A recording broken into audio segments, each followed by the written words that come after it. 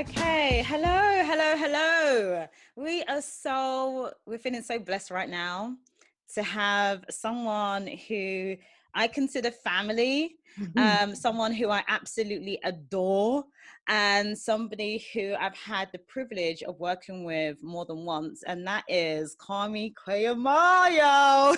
We've got Kwame Kwei-Armah. Thank you so much, Kwame, for being here and being part of Beyond the Canon, the Writers' Room. We're just so honored to have you. I don't know why you bigged me up like that and why you call me family. You ain't family to me, yo. I don't know why you want to be all doing all of that. Now we know. You're gonna do like that and just throw me under the bus the first sentence that you say? Is that how you're gonna do me? No, but it's because you're more than family, Sim. It's because we love you in my house. It's like all of us, my children. My children have grown seeing you, knowing about the intellectual contribution you have made to our sector, to our sphere, and to me. We love you, Sim. I ain't gonna say a nice thing about you again for the rest of this time. I know. So please you're a bad word.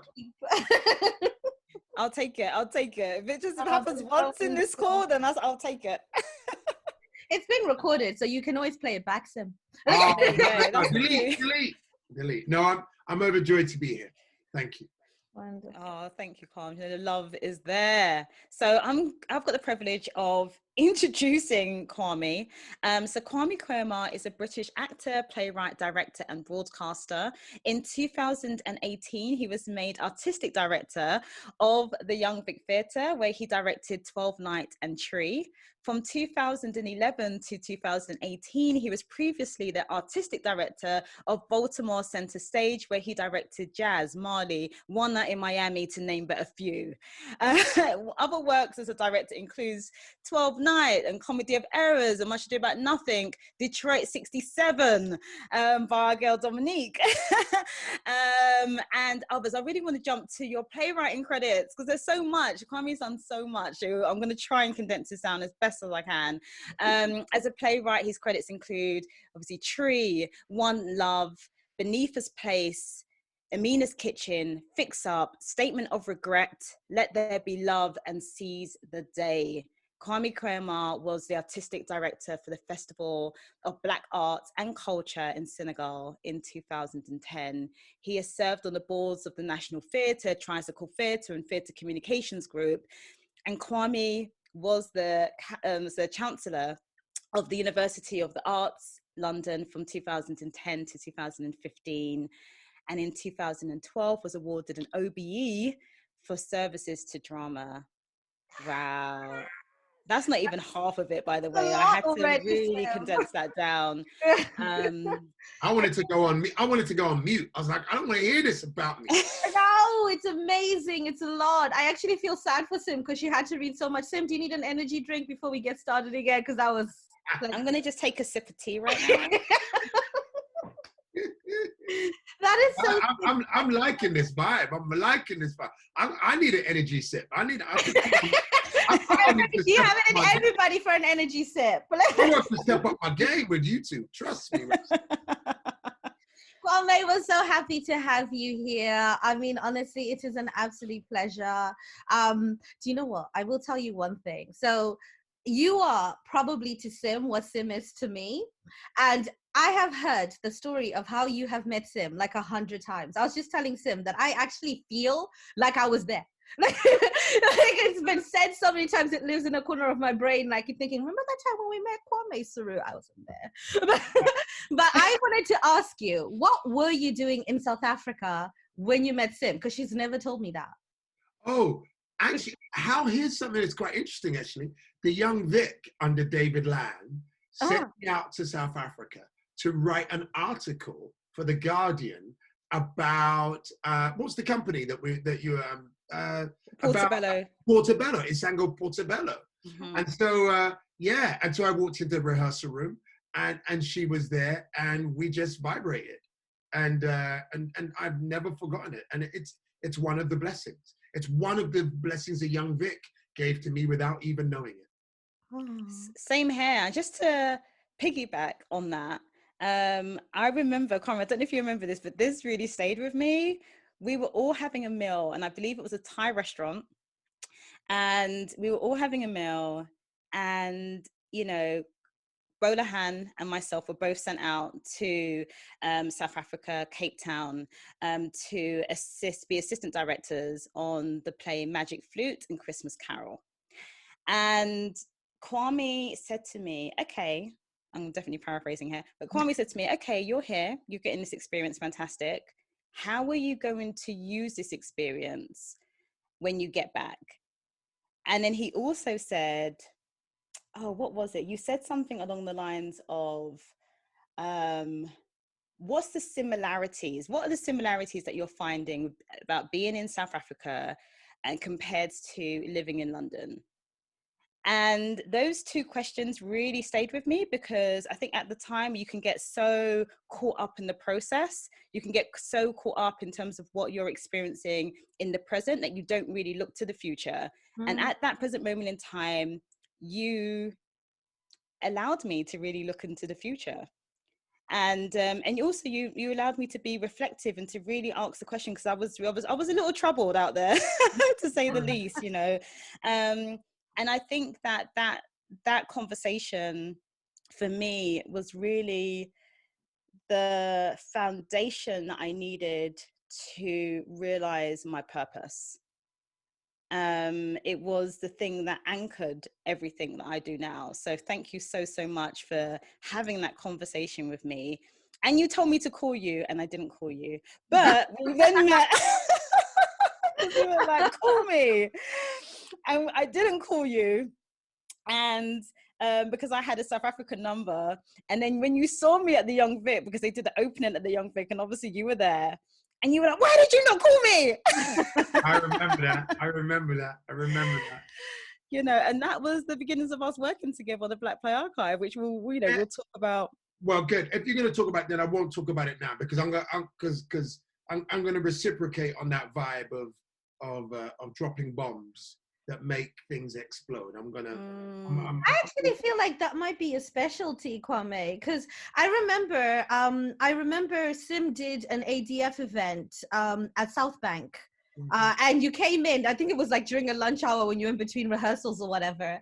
And you came in, and at that time, I think, because that also sat with me for a while. You keep doing that to me. Like, you came in and you spoke of privilege. How you had discovered as you were working elsewhere that you had British privilege, and how privilege was not really something that is your fault, but it's something that society thrusts upon you. And it's more about acknowledging your privilege and also recognizing that you have the responsibility to do something with it. Okay. And I remember that also sat with me as well, because I never really kind of unpacked about why my voice was somehow a little bit louder when I was back home in Zimbabwe, and and why I could get things done a little bit more efficiently. Until I had that conversation with you, and I was just like, oh my God, like, dang. And I carried that for ages as well. So you're just out there going pum, pum, pum with your drops. Well, man is just struggling to keep up with you young people, isn't it? I just gotta find a little way to contribute, you know? No, you paved the way for us. Well, I don't know about all of that, but you know what was really interesting about both of those comments is that I discovered privilege, and I think I began to articulate it probably really close to that time. I remember going to the South Bank because I was tired. I was tired that lunchtime. I remember real clearly. I was just like, wow, what do I have to give? What do I have to give when I'm this beat up? But the energy in the room and the vibration in the room allowed me to and also knowing that this is part of Sim's baby allowed me to kind of dig deep. But and probably I'll talk about this a little bit. The biggest privilege I realized was that I was part that in many respects I'm a recipient of the Atlantic slave trade. Mm-hmm. That I am a direct recipient of it, and that the West, and Britain in particular, England in particular, took our ancestors from our motherland and worked them as beasts of burden. And of that capital, they built their country, and the Industrial Revolution came as a direct result of the capital rate. And that Industrial Revolution placed Britain right at the forefront of the world and of what we call the first world. And I was born in the first world. So that means I am a direct recipient of free education, of central heating that we have to pay, of wall-to-wall carpet, of access to capital in the way that others are not. And so I then, once I realized that I too have benefited from the blood of the Africans spilt in the Caribbean and in South America, once I learned that, I then had to say, so what do I do with that privilege? And what I do with that privilege is say, ancestors, I thank you. And for that privilege, I will dedicate the energies that I have to never forgetting who you are and what you did, and to advancing the cause, albeit incrementally, of those who came after you. Once I realized privilege, I then went, that's the direction of travel. I love that. And it's so powerful. And it's something that, you know, I just remember all our many walks, Kwams. You know, all of our many, many walks. Because sometimes you have to walk, you know, when you work in an institution, you have to walk it off. You have to have that sort of those conversations and you find your person, you know. And I was really blessed and honored to have you as my person, that we could both kind of, you know, have those really long walks, whether it's across Waterloo Bridge or whether it was just... You know, I think that needs unpacking a little, right? And I'm, you know, again, you guys are setting the agenda, so forgive me, I'm just going to vibrate. Just say shut up when it's time to shut up. But you talked about those walks, and we talk about a reciprocal relationship. And you were there at the very beginning of when I was offered, when I was working on the Bob Marley music. And you went through with me the ups and downs of trying to wrestle that beast to the ground, and of sitting through naked aggressions that were placed upon us, expectations that we negotiated with, jumped over, and the tragedies that would come. We got close so many times. And actually during the workshop, when we would finish a day and then walk for 2 or 3 miles, just so we can walk it off, we thought, or I thought it was about working it off, but it wasn't. But it was in part. It was about the exchange that comes from exhaustion. The ideas that are born when you've taken licks, but you can look at someone else and say, I know you got my back, and you had my back.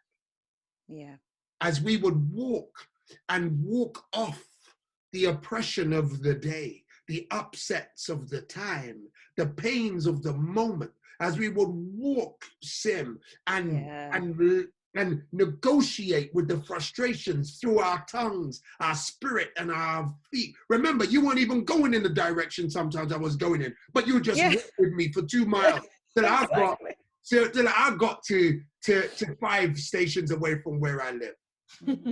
And so when we always, you know, so it's you speak about what I gave, but Sim, and again, I haven't even done yet because we're going to get to the Black archives, Black play archives. But when we talk about, that's what fellowship is.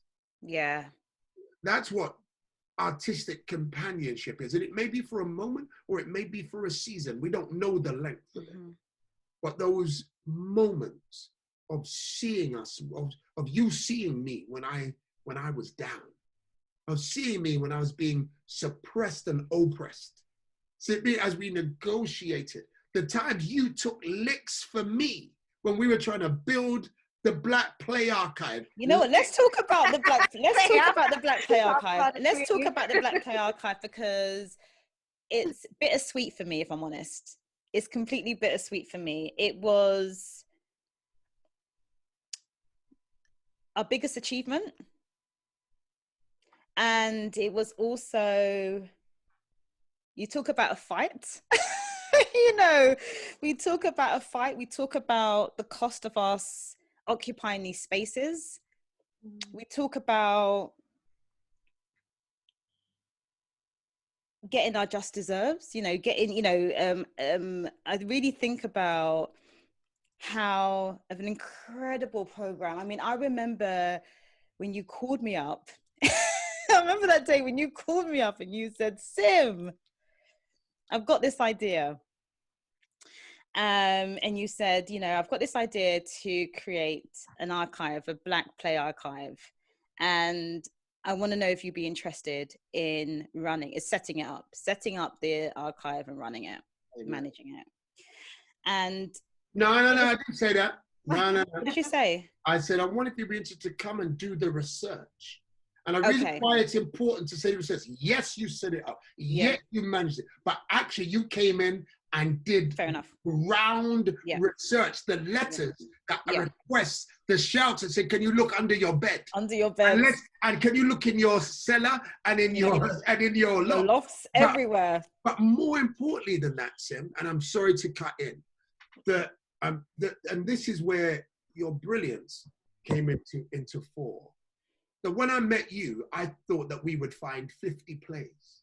Mm-hmm. At maximum, I thought we'd find 70 plays. Remember the original ambition? Let's find the Black plays produced, professionally produced in Britain over the last 50 years. And you said, no, Kwams, let's make it 70. Let's go back to, I went 70. There ain't gonna be 70. There's not gonna be 70 years. You said, no, Kwams, let's go back.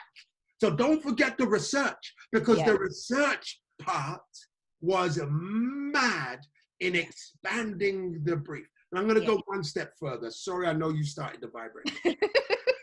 No, this is great. Yeah. You were also my first executive choice. You were my first executive decision. I had not run any buildings before. And if you remember, the story goes a little bit like this. So it goes that they asked me to join the National Theatre Board, and I say, thank you. That's Nick Starr, Nick Heitner. And I say, thank you. And I say, guys, but here's what, for me, I don't want to just come and sit down on the board and do nothing. I'll come join the board, but can you get behind this Black play archive idea? And Nick said, yeah. And then the other Nick said, yeah, we will.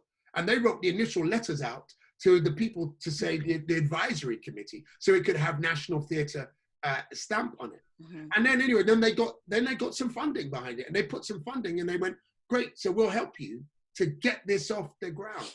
And I said, but I think I need someone to help me do this. I've never done this before, and I don't quite know how to do it. I need a right hand. And I went, cool, well, we'll get some budget for that. So why don't you go out and find that person? And as you know, we'd already met in South Africa. And I already was vibing. I really liked you. But, you know what I mean? But again, it's not like we was talking every week. It wasn't that, you know what I mean? We weren't there yet. And so then I went out and I set up the interviews. And I met 10 people. I don't even know if I've told you. I didn't even know this. Yeah. I didn't know this part. I met 10 people, and you being one of them. And it came down to you and one other person, right? Again, all of this is pre-you. Mm-hmm. And that person was like your stereotypical Oxbridge, come out of a research background, they were literally on paper, they were perfect. And I remember looking, going, okay, so there's Sim, whose passion and education and heart and soul is absolutely right for this, I feel it. Yeah. And then there is this Oxbridge woman, nothing against Oxbridge, then there's this Oxbridge woman who's a perfect candidate on paper, has done something like this before, and so could hit the ground running. And if I were to mess up, I would go, well, look, she went to Oxbridge, it's not on me. Look, she did it before, it's not on me. It was the safe choice. She was also white. And I remember, and this is a long tradition of this, I'd forgotten, of saying, not to the two Nicks, but someone else who was associated with it, I said, look, there's Sim, and then there's this other woman. And they went, oh, well, you should go for this other woman. She's Oxbridge, blah, blah, blah, blah, blah. And it's a long tradition of nearly every Black woman I've ever employed, of the people around me saying, you shouldn't employ them. Mm-hmm. No, you shouldn't. And we'll find a reason for it. And I remember going to bed that night going, if I mess up, Kwams, you've never run anything before. You've never done it. If I mess up, surely you've got some cover with Oxford. And I went to bed that night and God said, Sim. And I woke up in the morning and I called you and it was one of the best decisions I have made in my life. And I have used that template of find the soul, reward or attract or invite the soul, the mind, not just the CV. Don't go for the defensive hire. Go for the hire who you think will take you higher. Excuse that, I'm not trying to be Al Sharpton. It just dropped out like that. And so, Sim, you were my first executive choice, and you set the template.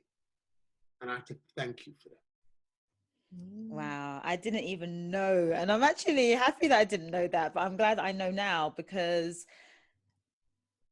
it was, for me, in terms of what I was going through during that time, when I was in South Africa, I was searching for works that had been written by Black and obviously their term colored writers, and couldn't find any. And it really left me in a place of really thinking about why that was. I knew partially why it was, but also it left me with a mission really to find out who the plays, who do we stand on, whose shoulders do we stand on, I guess.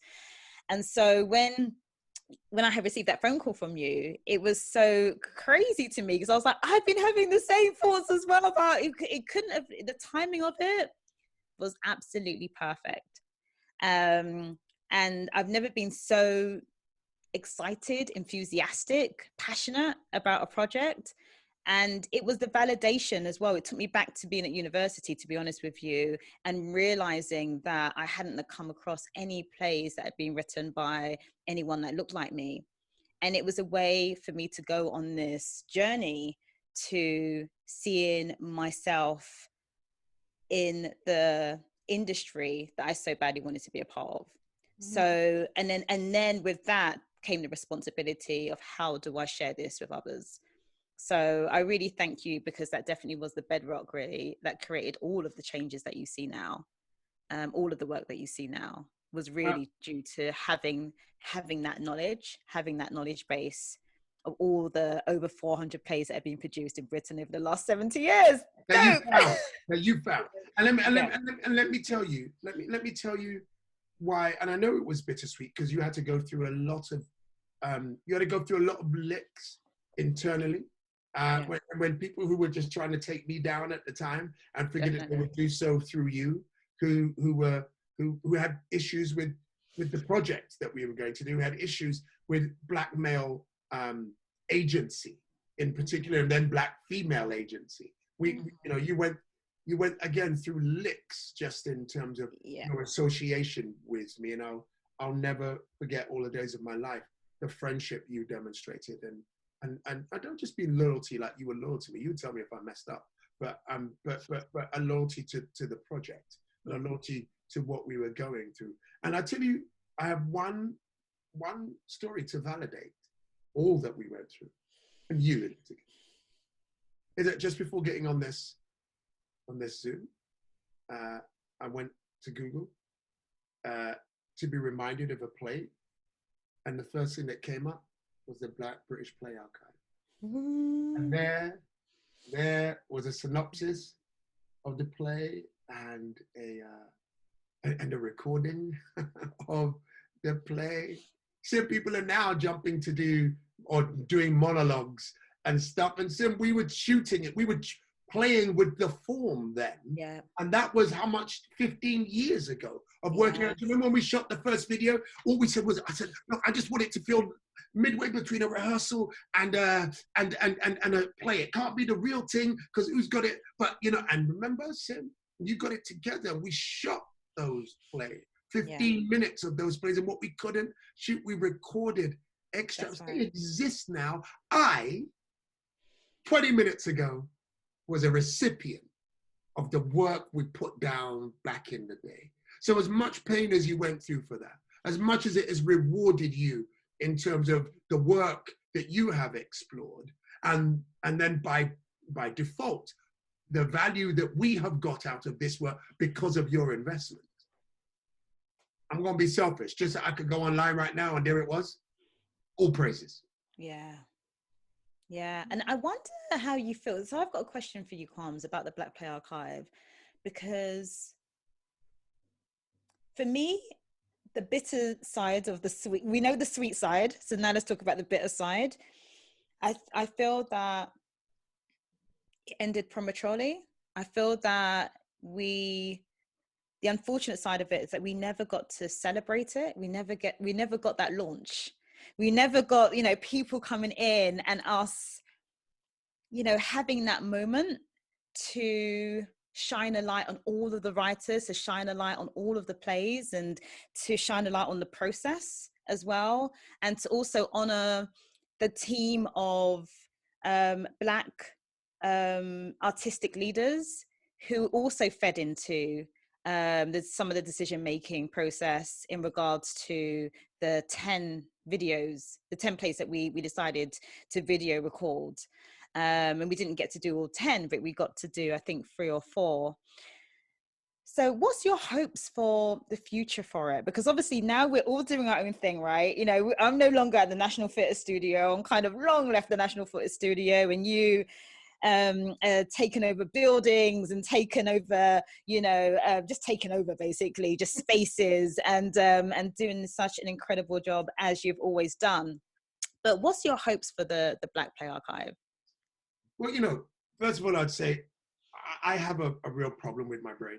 And one of the problems is that once I've done something, right, and I almost forget the details about it. It's a bit like a play. I write a play, the play's produced, and if you come back and ask me about the play 5 years later, I don't even really remember the plot. I don't really remember it. I think my brain just kind of ejects so that I can create more memory, so that I could, So, yeah, and you're right. I remember that it did end slightly unceremoniously and prematurely, but it would be remiss of me not to speak of Natasha, who came on after that and did brilliant and sterling work in reviving it and getting it to a place where there could be a website, where there could be a launch. But here's, if you were to ask me what, and you did just ask me, what my hopes for it are, is that it's already fulfilling its potential. You framed it right at the beginning. If there were a few things, there are probably only 3 things that if I were to die right now, I would go, look, make sure you mention that, yeah, when you're doing that, when you're doing that, and that one of those would be the Black, the Black British Play Archive, because it exists, it's there, and like anything in this world, you look for it, you will find it. Yes. And that's our work. It's there. When we talked about it on our long walks, our aim wasn't to serve us, though it has. Our aim was to make sure it was pure future scoping. That's right. It was to make sure that no generation again ever has to search in the way that we did in attics and cellars for the works that came out of their culture. And I discovered 2 people in that research that humbled me. And when I mean humbled me, I mean because at the time when we started it, remember, Mans was part of the kind of onset of the new, the new great big things, black things at the time. You know what I mean? It was like me and Ron Williams and Debbie Green. And we were like that. You were like the shiny black things, isn't it? And right. like coal, like gleaming coal that just come out. Gleaming. And what structural inequality and anti-black racism had done in this country was it made us think that we were the only ones. It made us think that we were the first. Right. It made us think that we don't stand on shoulders, that we have to reinvent the wheel. And certainly when they compare us critically, they can only do that in a contemporaneous lens, they can't go back and compare our works to previous playwrights. Why? Because they had dismissed those playwrights. Yes. Why? Because they had ejected it. Why? Because history didn't remember it, because it wasn't published. And we said, no, Rastafari. We want to make sure that the next gen can go and find them or know what direction to look in. And so when you ask me the question, what are my hopes are that it's already, that it continues to do the thing that it is already doing, which it is there if you wish to find it. The people that most humbled me was Deuce Muhammad Ali. Deuce Muhammad Ali at the turn of the 19th century. He was with Marcus Garvey running his own newspaper. He employed Marcus Garvey and George Bernard Shaw. Who can say that? He had his plays produced in Stockport. He had his plays. So this man was what I call, he was like an actor, manager, playwright, publisher. At the time, they were celebrating me for being a hyphenate artist. And I was going, I'm not the first. It is Deuce Muhammad Ali, who almost 100 years before me was doing this stuff. Yeah. Yeah. And then there was Edgar White. Yeah. And Edgar White, I realized even to this day, that I stand directly on the shoulders of Edgar White. I write out of Edgar White's tradition before I even knew it.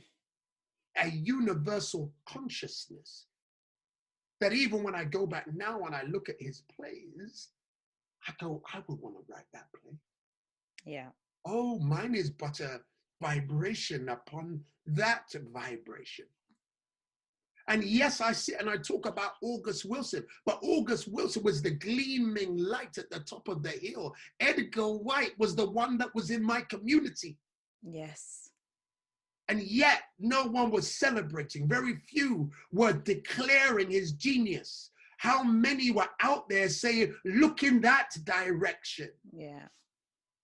You ask me what the Black British Play Archive can do, what are my dreams for it. It is already doing it. It has placed the seeds, planted the vibration in the earth, and the tree will grow out of that rich soil. Definitely. It's already done, Rasta. That's right. And all the revivals, look, Moon on the Rainbow Shore. Come on now. Errol John. Let's talk about Strange Fruit. Come on now. Come on. Let's, there's so many, and it's beautiful. I mean, let's talk about Barry Record, the anthology that came out, not long after. The work of Yvonne Brewster. Yep. I think that it was amazing. Anyway, I could talk so much. We could just do the whole thing on the Black Play Archive, because there's just so much to talk about. Being in those rooms, being able to cast original cast members alongside those who were just entering into the industry to then revisit the work, and just the energy at the National Theatre Studio was like none other. They've never experienced anything like that again, and then unless they do it again. But there's still more work out there. And what's beautiful, what you've said as well, is the fact that we celebrated published and unpublished works. Amen. So yeah. Cellar and the loft, baby. The cellar and the loft. That's go correct. search, go find. Let me know what Grandpa was writing. Thank you to everybody that held on to those plays. Thank you to everybody that held on to those plays. So let's talk about Marcus Garvey, because you spoke about it. You name dropped Marcus Garvey in the conversation. So I have to say big, massive congratulations, Clams. Oh my goodness. Yeah. Congratulations on the upcoming Netflix film marked Man, inspired by the life of Marcus Garvey. Wow. Yeah. When I saw that, I almost cried, to be honest with you. I almost cried, because I know that in the past, in terms of your commitment that I've worked with you on, in terms of doing research for some of the plays that you've written in the past, and your commitment to telling stories of those giants, I'm going to call them, those, you know, people, those ancestors, those amazing iconic figures that we have in our, you know, in our you know, in our history books, right? not the history books that we're taught, but the history books that we know of, and how important it is to put a spotlight on these people who have, I saw that paved the way, but those people who, you know, who we know of these names. And this is the issue I have sometimes with our heroes, is that we may know of the names, but do we know of their journeys? So I love the fact that when I saw this, I was like, yes, Kwame, but I would love to know more about how the project came about and how the writing experience was for you. Yeah, you know, and Sim, again, I'm gonna big you up. When I, you know, we asked you to go and help me with the research to do a play about Maurice Bishop and the Creator, I can still remember you sitting in my front room having bought videos and DVDs and us pulling the sofa around and watching. I remember that play never got produced, but maybe one day. But you know, the interesting thing about Marked Man is that I wrote the first draft of that movie in this very room, maybe 10 years ago. Wow. And right there's a wall right there, and me just, it was the first time, and me just filling the wall with all of all the ideas that I had, and so, you know, the interesting thing is that everything has its time and its season, and I often say, you know, it's we plan, man, but you know, God plots. And you know, I love that. and you know, and so all we could do is just keep toiling the land, right, until the season decides that now it's time to bear those fruits. And so actually, I started it very interestingly with a producer called Esther, who and Esther and I were in Los Angeles together actually, and I remember we were in a hotel or whatever, and we said, so what can we do together? I said, you know what, I'm thinking about this thing about Marcus Garvey, and I just discovered about the first FBI agent that was brought in by J. Edgar Hoover to bring down Marcus Garvey. And I think that's going to be my angle, you know. And she went out to the BFI and she got money and we commissioned it, and she commissioned it, and we got real close, man. We got real close to getting it made, and then it just fell off. And so by about, you know, that I'm going to say that was about 2010, and then by 2012 it was dead. I was like, all right. Actually, I remember that it was 2012. It was dead. And your heart breaks, man. Your heart breaks when you put so much work in and you know you need to tell this giant story in part. And then about 2018, it arose from the dead. And thank God for hard drives, because it was there somewhere. Hard drives, yeah. Right? And Esther said, yeah, I've got this producer called Matt Jackson in the States, and he's real interested. And Matt's a bigwig, and Mark Gordon. And so again, actually, Mark Gordon came on as one of the biggest guys out there in the industry. And Mark said, I want to do this. And we got close, and then it kind of died again. And I was just like, Rastafari, come on. We got a director, we got close, and then it died. And then Matt Jackson said, I ain't gonna let this die. And last summer, during the summer of unrest, of racial reckoning, we hit all of the studios, man, and Amazon bit. And you know, and in the meantime, like for every meeting, I was doing a different redraft and a different, you know, and yeah, Amazon bit. And so now we got Winston Duke playing Marcus Garvey, and it's beautiful for me because Winston's a West Indian, right? Winston's from Tobago, and when you look at him, you see Garvey in him. Wow. And there's a funny story actually, real quick, about Winston. So we, you know, I think I went to see Black Panther, right? And like everybody in the world, and with the whole family dressed up. Actually, we weren't dressed up. We just went. And I saw this brother who I thought stole the show. This shabonking black man out there. I was just like, who's that? Looked him up afterwards, said Winston Duke. And then, you know, we were speaking and Matt Jackson said, and what actors do you see for Garvey? I said, have we seen this guy Winston Duke? And so we set up a call. And at the call, I went, hi, and I just sang all my praises about his performance in Black Panther. And he said, you don't remember me, do you, Kwame? I went, what? He said, in about 2007, when you had one of your plays on in Baltimore, I wasn't the AD then yet. He said, I lived across the road. No. And I came with my mum after seeing your play, and I waited to speak to you after a post-show discussion. And you waited, I waited in line, and you waited and you spoke to me. And I said to you, I said, Crumbs, oh, but you didn't say Crumbs. You said, I said to you, I want to be an actor, but I don't know whether I should just jump in right now or whether I should go to school. And you know, I don't know what to do. And I said, look, young blood, you know, for me, it's school every time. And, you know, it'll give you tools that you didn't even know were out there. And he went, and what school? I went, listen, you know, for me, it feels like Yale. It feels like a natural school for you. The way that they teach and looking at their alumni. And then we finished the discussion and it was gone. And he said, and so that's what I did. And here's my mum with me right now. Oh, no way. That's so awesome. I cried.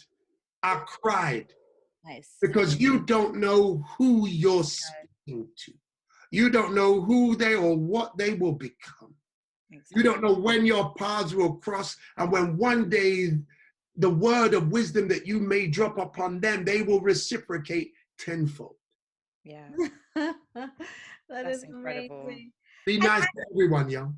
That's exactly what you keep doing, though. Like, these are the bombs that you drop and the things that you do, you know.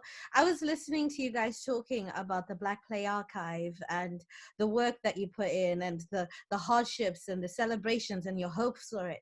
And yes, it's amazing that we can now access these plays.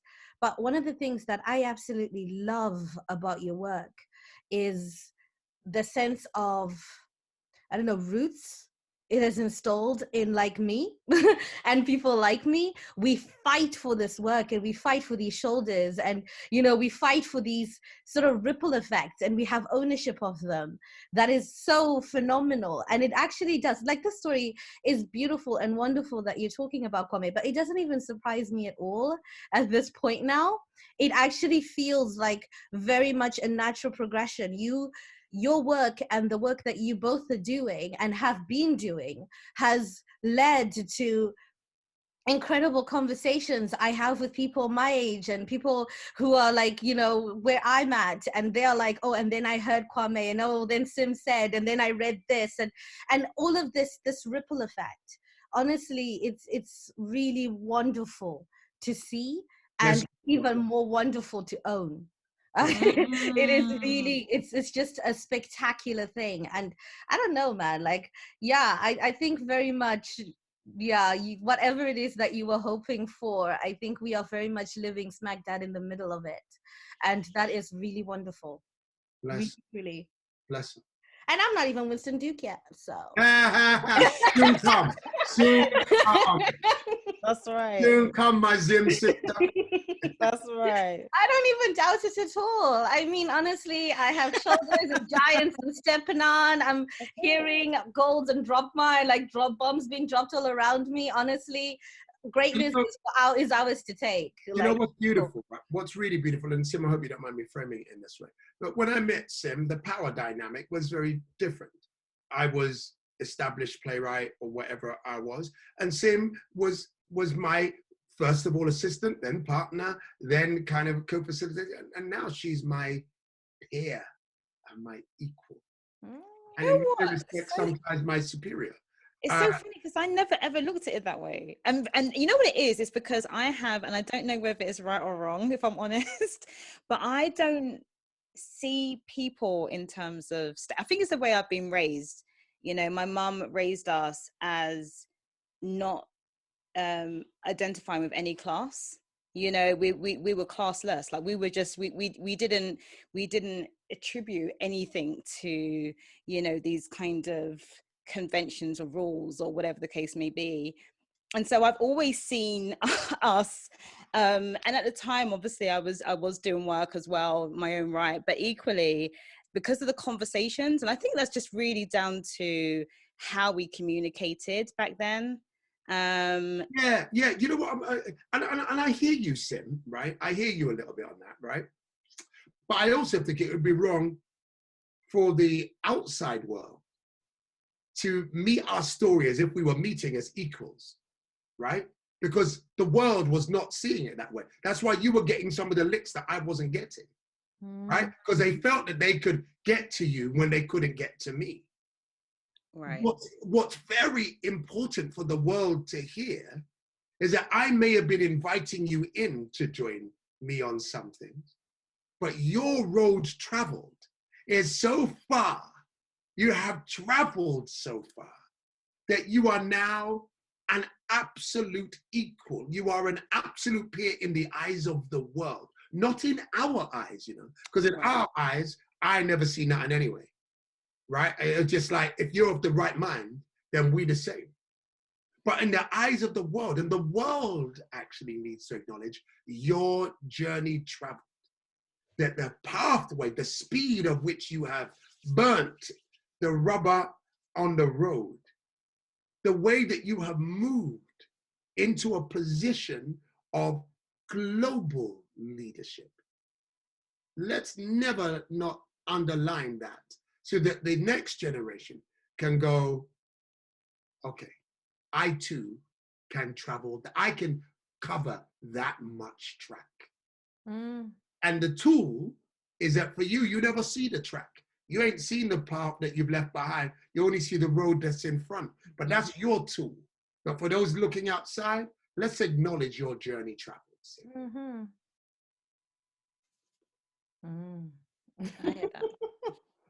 No, very true. I completely agree.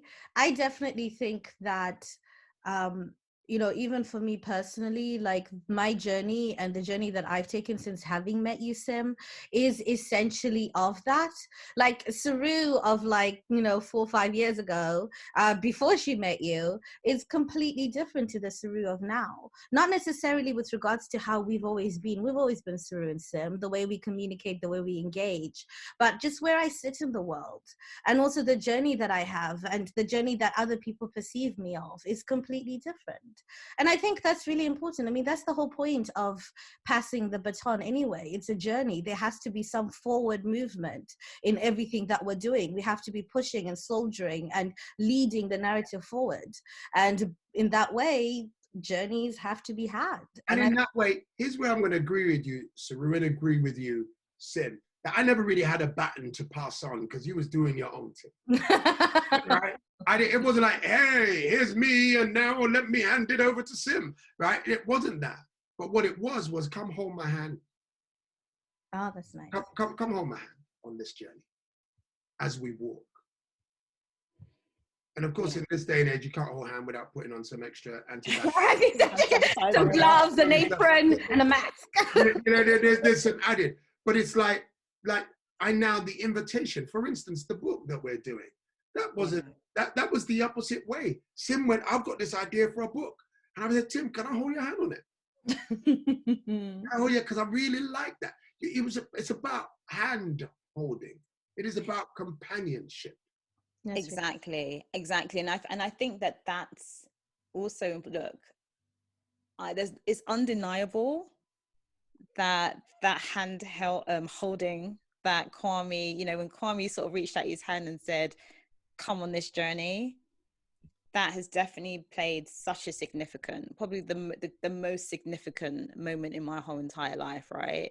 And I think that what's beautiful is that it was, and maybe because of the, you know, Kwame always says to me, I've got too much pride and I'm very feisty. Right? You know, I'm my mother's child. Let me put it out there. But but there's definitely the way that we sort of talk about, and I guess I've always sort of struggled with certain words that people throw around, right? Do you know what I mean? But I think that, I guess what I love about the way that Kwame explained it was that there's such a, when we think about sort of mentorship, or when we sort of throw these terms out, that means nothing to me. Really, it's about what Kwame's talking about. It's the relationship, it's that companionship, it's the meeting of minds, it's being able to kind of see somebody for their potential that they have. And it's also being able to be the person who advocates, who shows up. You know, Kwame has written forward for both of the monologue books that I put together, and it's been amazing, even for the artistic director of the future, Saru, what you mentioned, in terms of I could call Kwame and say, Kwams, please show up, please be a part of this, please, please, you know, you know why I'm doing what I'm doing. So therefore, please enter into that space and support, you know, the work, and support everybody, and give everybody that's in that room what you've given me, you know, over the years, right? So it's an extension of that. But I think that it's been beautiful for us to sort of design whatever that relationship was, whatever, ourselves. You know, that wasn't put on us. I didn't come to Kwame and was like, Kwame, I need you to be this for me. It wasn't like that. It was very much organic. But you know what, Sim? I'm gonna push back against that just a little. Why? You know why? You know why? Because I, of course I did not. Of course you did not come to me and go, hey, Kwame, I want that. And then of course we did. We met in South Africa. We met in a rehearsal room. Of course. Do you know what I mean? Like, there was none of that. No. But what there was me seeing your light and knowing that to achieve and to put the spotlight on certain things that are important to the both of us. Yeah. I needed to hold your hand, and I invited you. Definitely. Yeah, 100%. Right? 100%. Yeah. And I agree that we have whatever tools we need, but age and social position, however fleeting that may be, are secondary to connecting, to seeing the light in the person who can help you spread light. And I know that's only a nuance, right? It's only a little rub. Yeah. But not everyone is born with your tenaciousness. Everybody is blessed with the parental guidance that made you an equal to everyone and an inferior to no one. Not everybody is born with that. So therefore, someone might look to them and go, I see your light. And I might go, oh no, have I got a light? I don't have a light. No, I couldn't have a light. And miss the opportunity to hold hands. Yeah. And so it's important that we keep digging into that. You are an extraordinary woman. You are an extraordinary leader. And not everyone is endowed with the extraordinariness that you have. They have their own specialness and their own extraordinariness. But in this regard, you are extraordinary. And when we are talking to the next gen, or even our gen, I can't say our gen, because me and you ain't really the same. And you're older than me. But the gray hairs. But it's important that people understand that don't shy away from your light, no matter who's in front of you. Yes. Don't dim your light, no matter who's in your orbit. And you didn't do that, Sim. And so I could see your light. I could see your light in a rehearsal room in South Africa that you were not enjoying. I could see your light when I asked you to come and research on the Grenada project for me. I could see your light shine bright when we said, yo, let's go down the Black British Play Archive. And then you were rocket fueled in your dedication to feeding the next generation. These are extraordinary traits. But if any one of those that you had dimmed your light, I may have moved my hand. So the agency is yours. You had the agency. You kept your light burning. And I need to make sure that those who are listening in tomorrow, 5 years, that they hear about their light and go, could my light be like Sim's? can I keep it burning bright no matter where I am? May I see everyone as an equal, no matter where or what their station is in life. And may I fulfill my own potential, and in fulfilling my potential, fulfill the potential of a community. Definitely. And I would say that God connected us, man.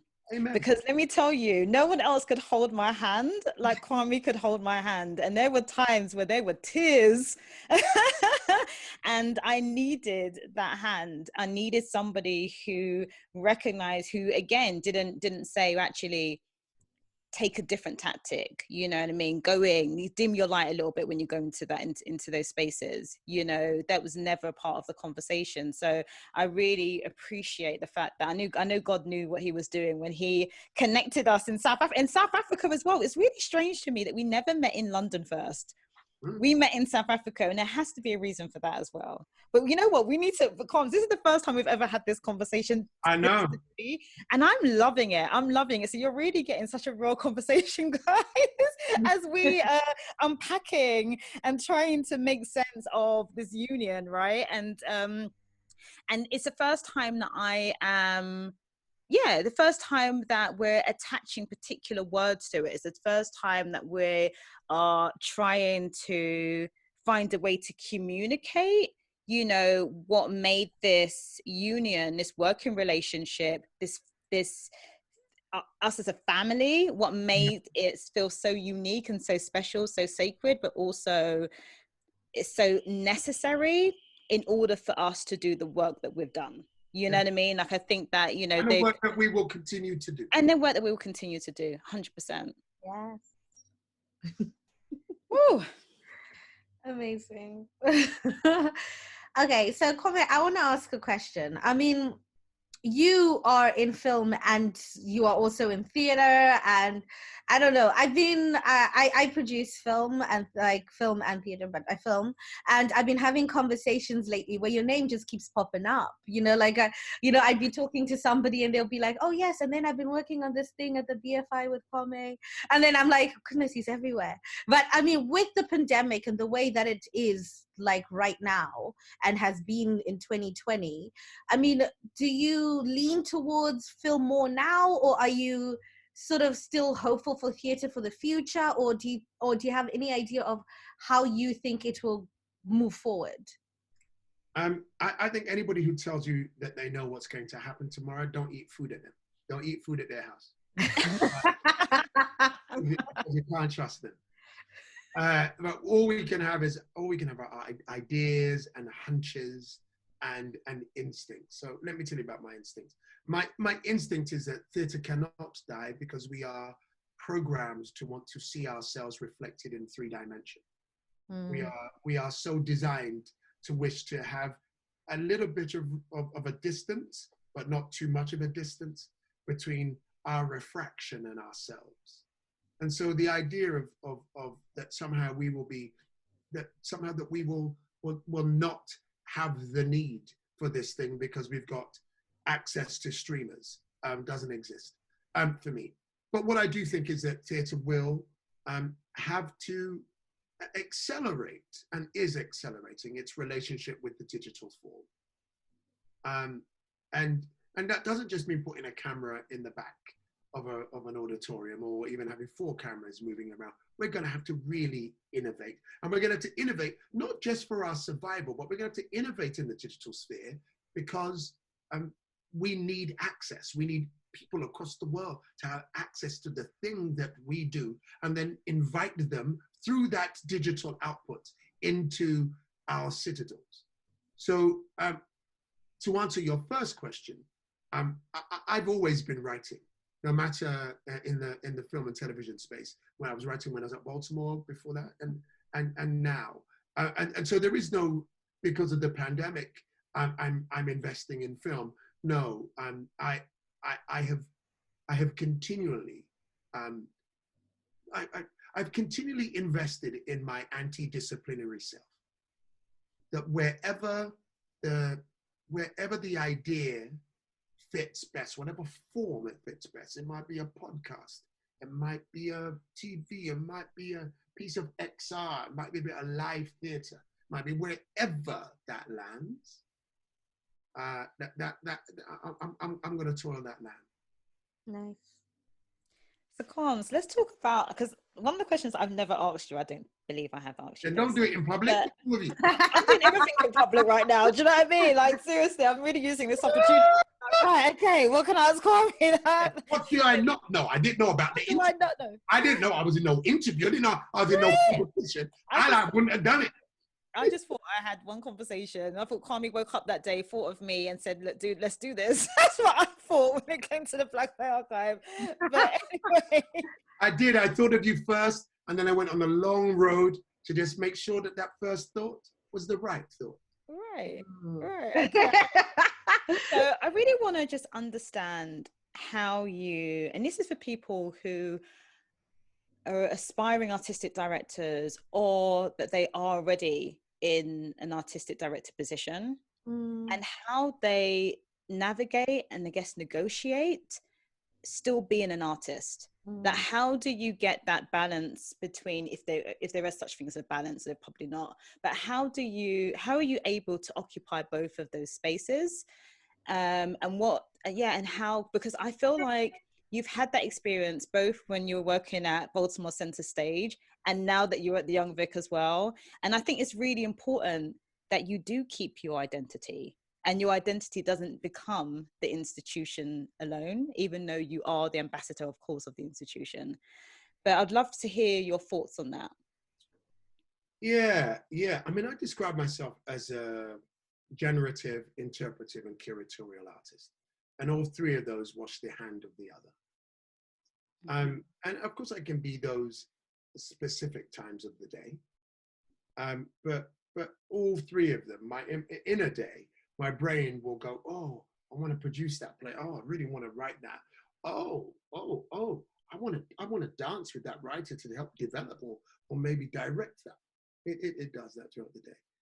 But one of the lessons, and actually a really great actor and producer, Malcolm Frederick, a Trinidadian British actor. You'll cuss me for saying British. You just say I'm from Trinidad. Yeah. Right. But he spent many of his years here, and sadly he passed a few years ago. But he came to perform in my very first play called A Bitter Herb at Bristol Old Vic, and in God, I can't even remember the year now, but it was in 2000, in 2002. And the play went really well. And he said to me, Kwame, don't get caught up in the illusion of inclusion. Amen. Whatever is sent to you, sir, whatever comes your way, do not inhale. And that has been a lifelong lesson for me, not inhaling. And when I got to Baltimore and I sat in the seat of the artistic director, for 6 months, emails would come and they'd say, Dear Irene Lewis, I love your work. The work you've been doing at Baltimore Center Stage is amazing. And here's a project. And then 6 months later, they would write back to me, Dear Kwame, we love the work that you're doing. We're such a fan. And I realized that I am simply occupying the seat of artistic director. I'm always keeping it warm for the next person who's coming in. And sometimes when you say that, it sounds like you're thinking about, oh, what can I do next? And it's not. It's just making sure that my ego is in check. That you are only ever, as you said beautifully, an ambassador for the institution. You are never the institution. Which means then if I don't wish to be defined solely on being an artistic director, which means at the moment that you leave that job, you're not an artistic director. You know what I mean? Like if you don't go on to run another theatre, you can't put artistic director on your passport. They'll say artistic director of what? And you'll say of myself. And so I then you know, you then think about, well, then what does define you? And what defines me is how I contribute to the culture and how I think I best contribute to the culture is by making sure I can put my art into the world. And sometimes that's through writing. When I was younger, it was through music, and I was a musician. And so I have seldom ever defined myself as a 9 to 5 or a 9 to 10 artistic director. I define myself, as I said, as a generative, interpretive, and curatorial artist that will not be defined by the institution that I run. My art defines me. Drop the mic. Drop the mic. So important. So important, because so many people get so trapped, I think, this is my perception, by the institution in which they work, that when they leave, they feel like they're starting from ground zero again. So I think that's a really, really great and you know, and you are as an artistic director, again, unless you move up to a bigger institution and a whatever, you again, it comes down to your art. And I was really fortunate that Irene Lewis, the great Irene Lewis, who was the artistic director before me at Baltimore Center Stage, that, you know, she was the one that handed me the keys to directing. That they were producing Elmina's Kitchen. The director got ill on the last day in the rehearsal room. And I went, Kwame, could you help while he's in hospital? Could you help take it to the next stage? And I went, oh, okay. And he didn't return. And I took it to opening night. And I'd never directed before. And they said, oh, you're quite good at this. You think about it. What was she doing was that she saw the light that we were talking about. And she said, you know what? Let come share this light. Come. And so the job of being an artistic director can only ever really be the facilitation of the light of others. But that of itself cannot define you. Because, you know, as soon as people get the light, often they forget that you struck a match. They forget it because the world teaches us to inhale. I neither inhale when I'm up, or I attempt to not inhale when I'm down. I try and keep it just within a bandwidth, you know? Don't get caught up in the delusion of inclusion. Love that. Kwame, you've like worked in like all over the world, like you've worked on several continents. Like, how important is internationalism to you, and how do you navigate that? I'm a Pan-Africanist. I mean, that's the beginning and the end of it. And one of our secret weapons, we Pan-Africanists, one of our secret weapons, we diasporic Africans, is that way before the world discovered the internet, we knew that we did not recognize borders. I got family in Trinidad. I got family in Grenada. I got family in New York. I got family in Toronto. I got family in Nigeria. I got family in Ghana. And guess what? I was the one that had to write the letters for my parents. So I knew at a real young age that actually I shared a common language almost with the world. Now, those times I didn't know that I had people in the East, and I do now. Yeah.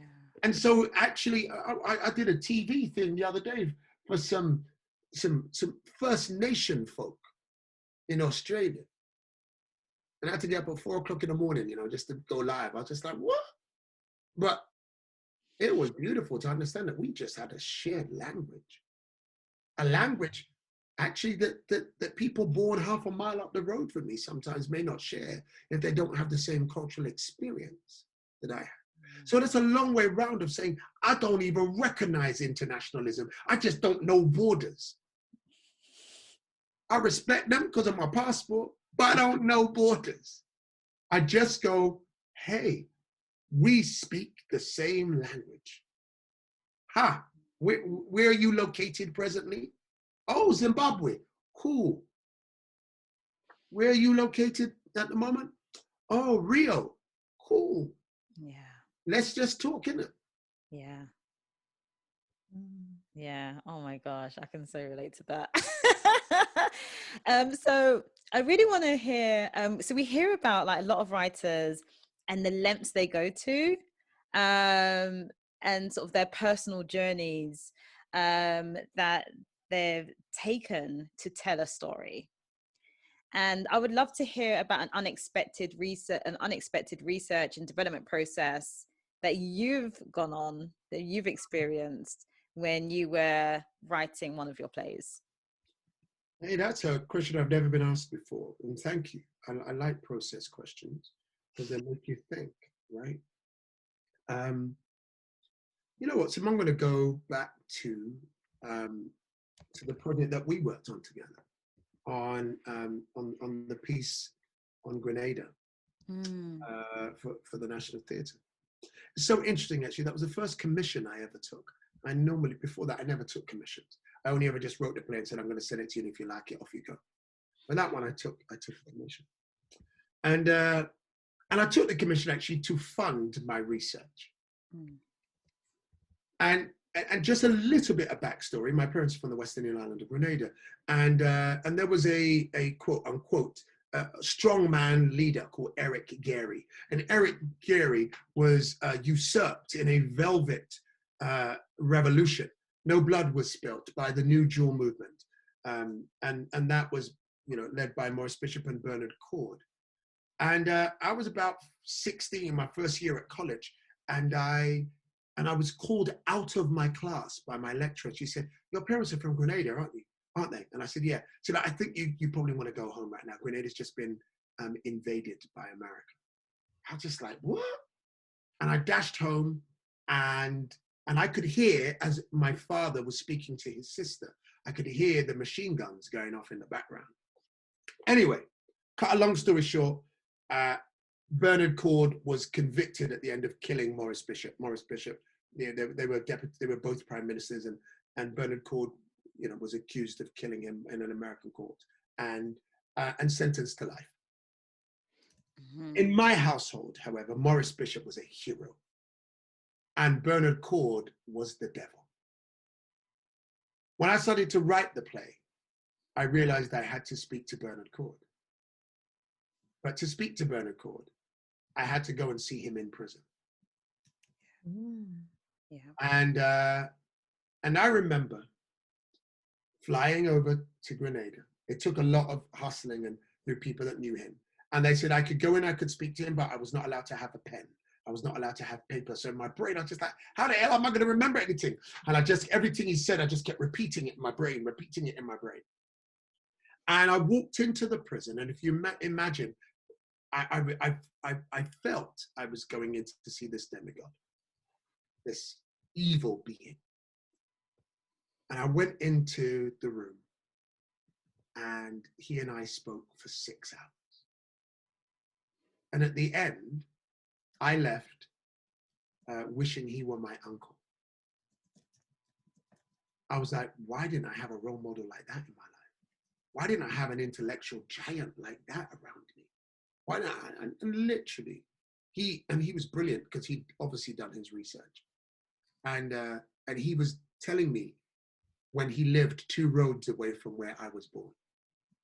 And then he spoke about speaking to the way West Indian children were being not educated. And I knew that my mother went to those meetings, and my mother took me out of a state school and sent me to private school because she was part of the movement that said, we can't trust these people with our children.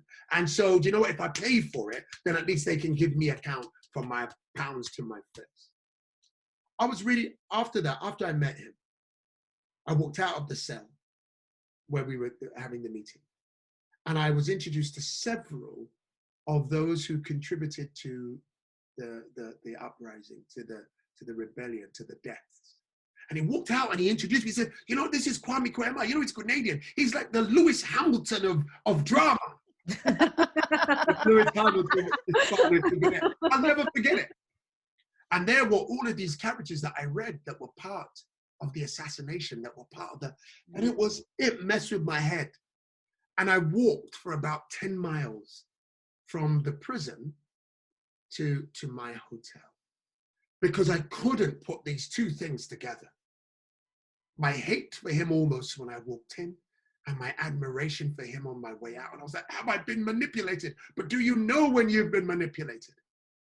And I was really lucky that the next day I was flying to San Francisco to see the daughter of Maurice Bishop, the person who had been killed. And I saw the psychological effects on her that had happened to her losing her father, her role model at 12, reputedly to her uncle, who lived in the house next door, who ran the country together. And that sobered me.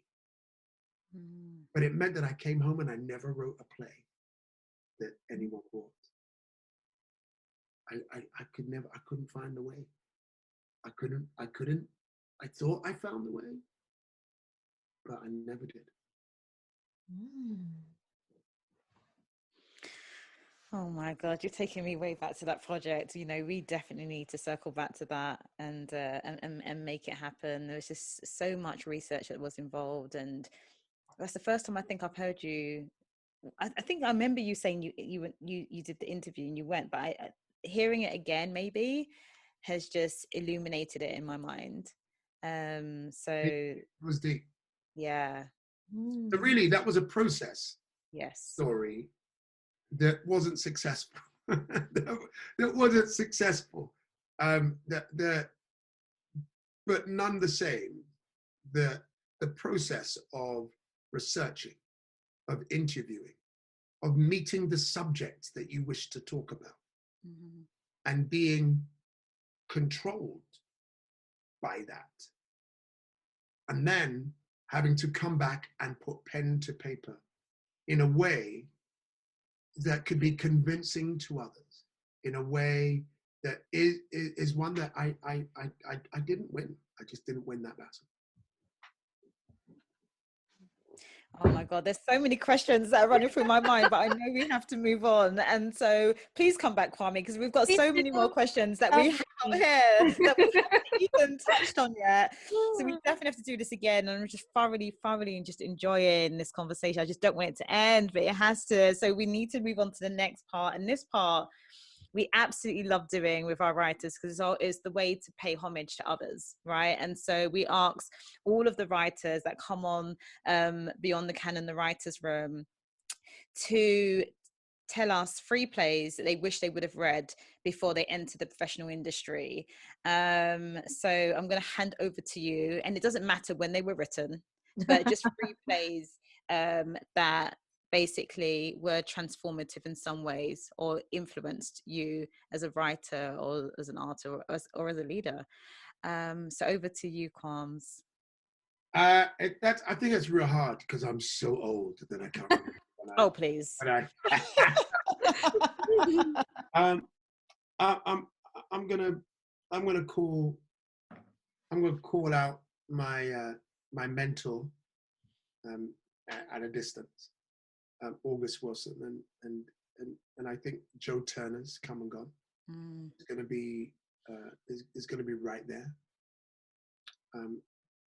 The application of our diasporic African rage has seldom been explored with such beauty and pain.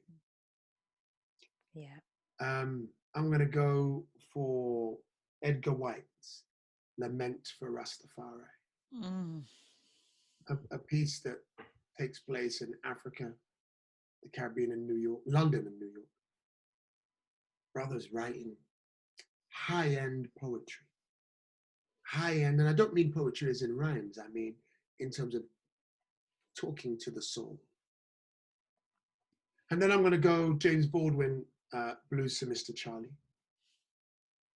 Because the lesson I learned then, and I definitely was in the profession then, the lesson is that understand your antagonist and care for your antagonist almost as much as you care for your protagonist.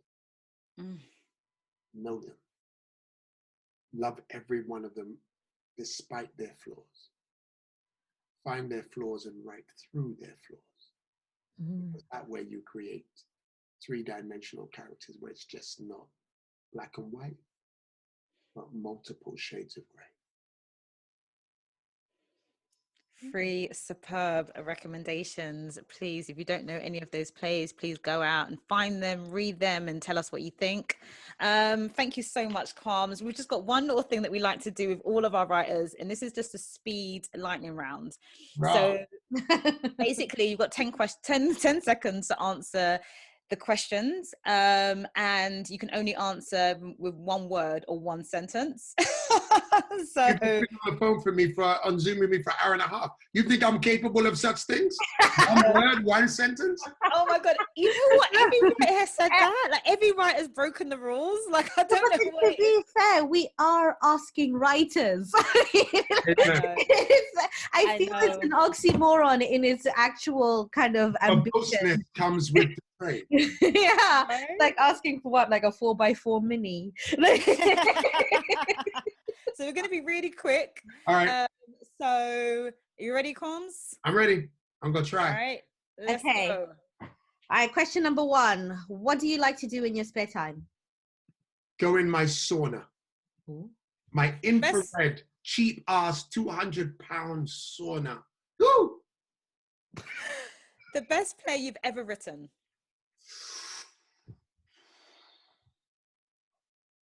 I think, that's hard. I think that, God, I think that's, can I say 2? I think it's between Statement of Regret and Let There Be Love. If you could tell your younger self something, what would it be? It's going to be all right. What character in any of your plays do you relate to the most?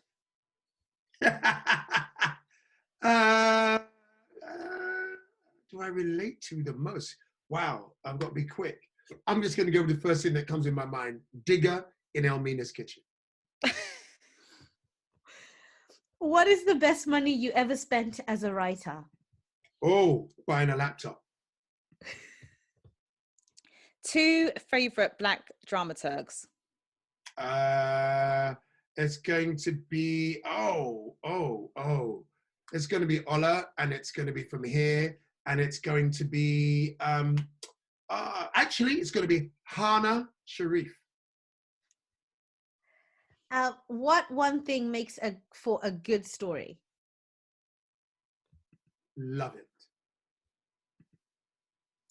If you could choose a writer to co-write with, who would you choose?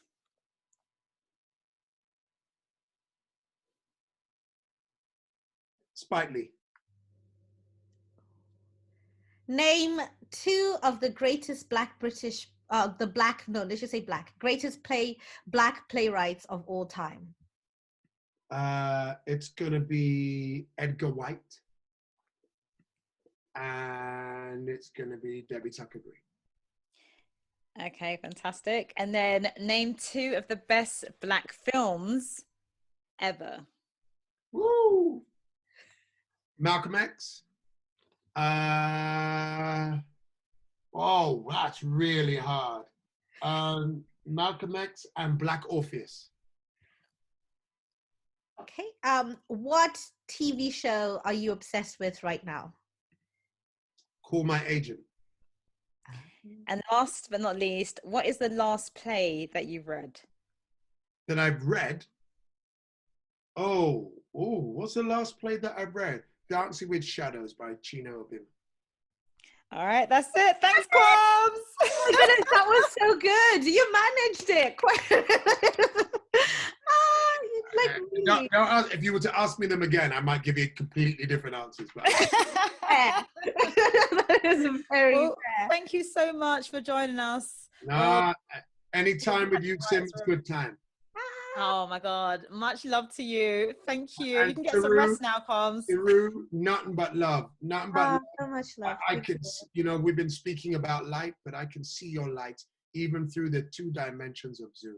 That must be a powerful light. A powerful light. I send good vibes and vibrations to you. Oh, thank you so much. Thank you so much, Kwame. I'm definitely holding a hand. Don't let go. All right.